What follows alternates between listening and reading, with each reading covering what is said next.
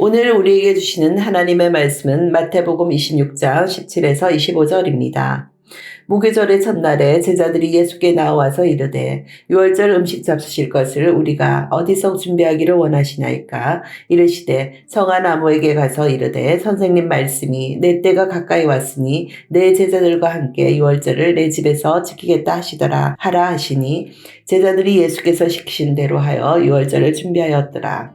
저물 때에 예수께서 12 제자와 함께 앉으셨더니 그들이 먹을 때에 이르시되 내가 진실로 너에게 이르노니 너희 중에 한 사람이 나를 팔리라 하시니 그들이 몹시 근심하여 각각 여짜오되 주여 나는 아니지요. 대답하여 이르시되 나와 함께 그릇에 손을 넣은 그가 나를 팔리라. 인자는 자기에 대하여 기록된 대로 가거니와 인자를 파는 그 사람에게는 화가 있으리로다. 그 사람은 차라리 태어나지 아니하였더라면 제게 좋을 뻔하였느니라. 예수를 파는 유다가 대답하여 이르되 라삐여 나는 아니지요. 대답하시되 내가 말하였도다 하시니라. 아멘.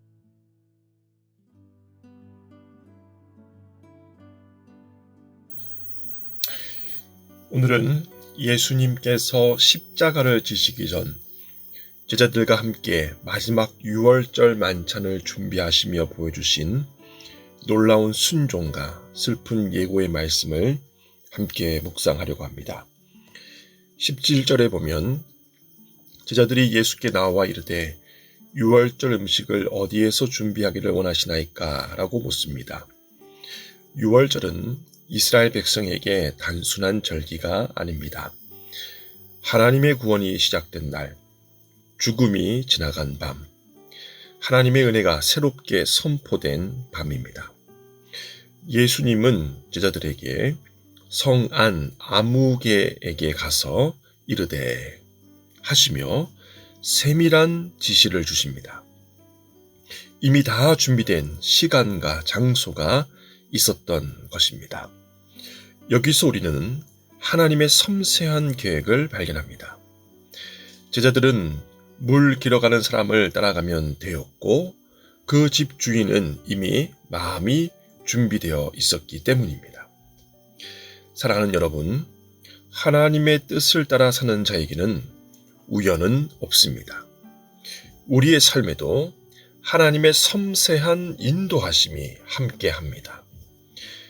때로는 이해되지 않아도 주님의 말씀을 따라 순종할 때 모든 준비가 하나씩 맞춰지는 것을 경험하게 될 것입니다. 그렇다면 하나님의 계획 앞에서 우리에게 필요한 것은 무엇일까요? 바로 순종입니다. 제자들은 질문했고 지시를 받았으며 그대로 행했습니다.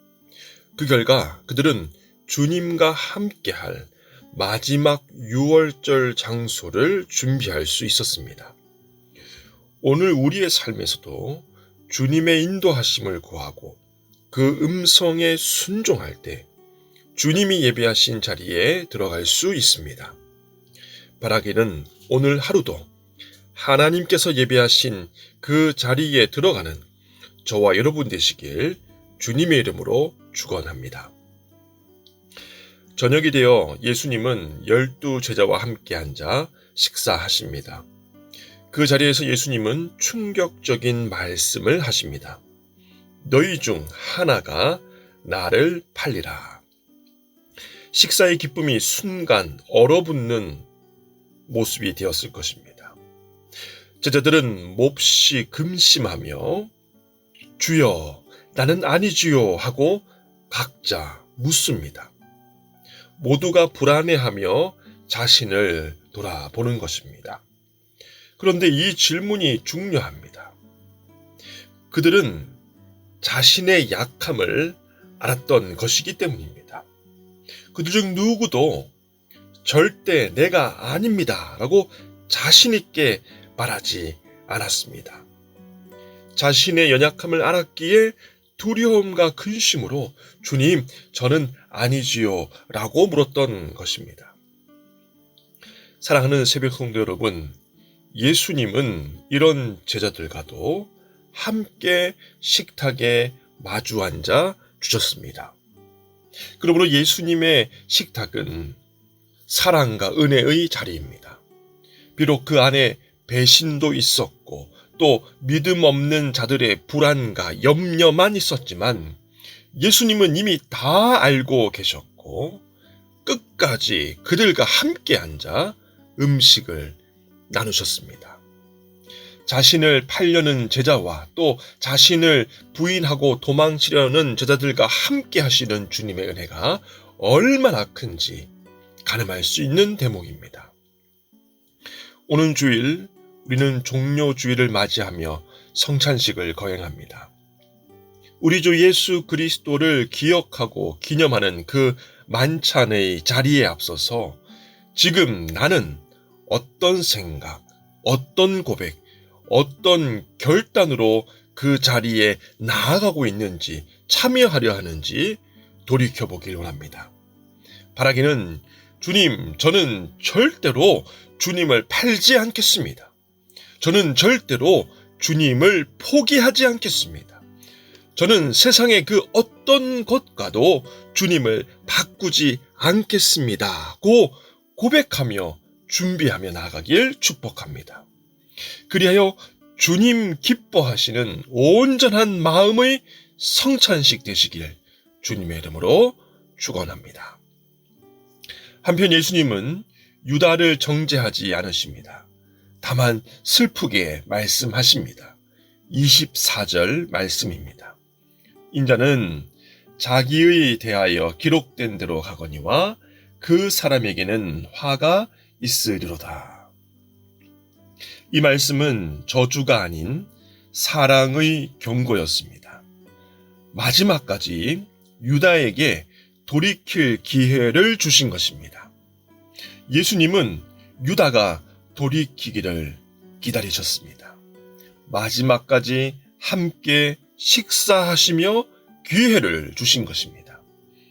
그러나 유다는 이미 마음을 정해버렸습니다. 랍비여, 나는 아니지요 라고 묻는 그의 말은 그의 패역한 마음을 잘 보여줍니다.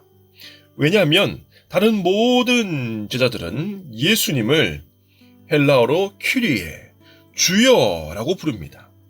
이에 반문하여서 유다만이 예수님을 주님이 아니라 랍비여라고 부릅니다. 이는 그가 예수님을 선생으로는 인정했지만 주님으로 고백하지 않는다는 반증입니다. 결국 끝까지 사랑하시는 예수님 앞에서 유다는 신실한 제자인 마냥 거짓으로 나아가고 있는 것입니다. 이 말씀은 참된 제자의 자세가 무엇인지 명백하게 교훈합니다. 우리가 기억할 것은 참된 제자는 자신의 완벽함을 자랑하는 사람이 아니라는 것입니다. 오히려 자신의 부족함을 알고 주님 앞에서 솔직히 내어놓는 사람이 참된 제자입니다. 주님을 통해서만 내가 온전히 설 수 있음을 고백하는 것이 참된 제자입니다. 유다는 물리적으로 예수님과 가까웠지만 자신의 연약한 마음을 끝까지 숨기며 주님으로부터 영원히 멀어져 버렸습니다. 반면 다른 제자들은 자신의 실수와 약함에도 불구하고 마음으로 주님을 따르고자 했습니다. 주님 앞에서 자신들의 모든 연약함들을 진실하게 내어놓은 것입니다. 바라기는 우리도 오늘 하루 우리의 연약함들을 감추지 말고 은혜와 긍휼의 주님 앞에서 솔직히 고백하시기를 축복합니다.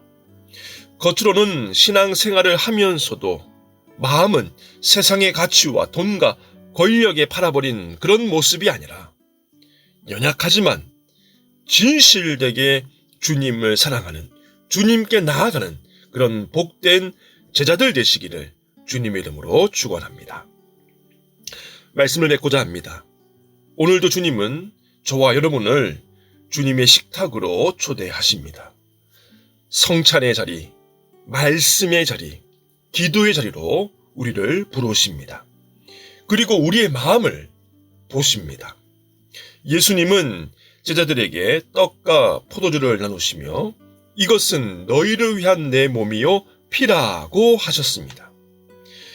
배신할 제자들을 위해, 도망갈 제자들을 위해, 그리고 오늘 부족한 우리들을 위해서도 예수님은 자신을 내어 주신 것입니다. 그리고 말씀하십니다.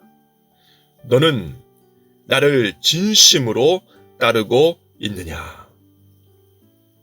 이 질문 앞에 우리는 어떤 대답을 하고 있습니까? 라삐어라고 형식적으로 부르는 유다의 모습입니까? 아니면 주님이라고 고백하는 참된 제자의 모습입니까? 기억하시기 바랍니다. 주님은 우리의 연약함을 아십니다. 그리고 그럼에도 불구하고 사랑하십니다. 우리가 할 일은 그 사랑 앞에 우리의 진실한 마음을 드리는 것입니다. 때로는 부족하고 때로는 실패할지라도 진실한 마음으로 주님께 나아가는 것입니다. 바라기는 이 아침 우리 주님의 눈을 마주하며 다음과 같이 고백하는 시간 되시기를 소망합니다. 주님, 저는 주님을 사랑합니다. 제 마음을 주님께 온전히 올려드립니다.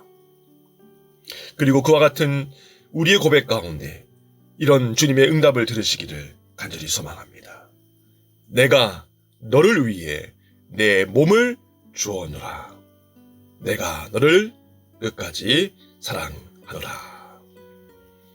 우리의 배신보다 크고 우리의 약함보다 강하며 우리의 두려움보다 확실한 그 주님의 영원한 사랑 안에 거하며 오늘 하루도 승리하시기를 주님의 이름으로 축원합니다.